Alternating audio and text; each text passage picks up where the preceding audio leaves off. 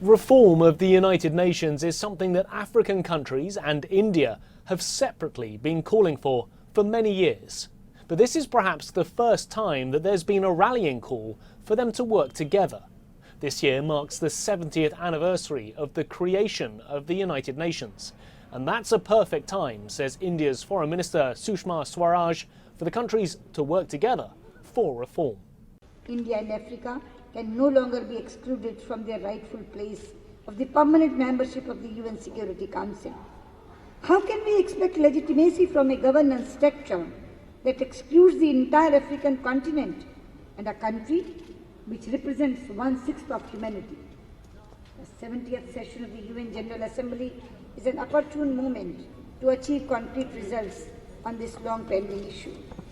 Some countries feel that the United Nations, created after the end of the Second World War, no longer represents the world that it serves.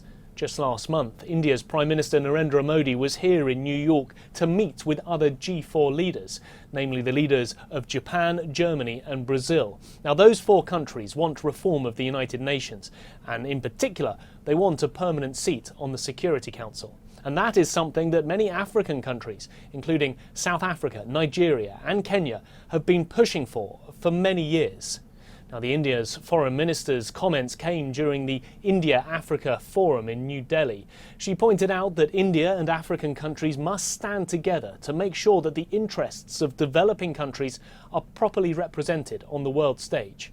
And she said they must also work together to make sure that they fight militancy in the face of growing terrorist threats.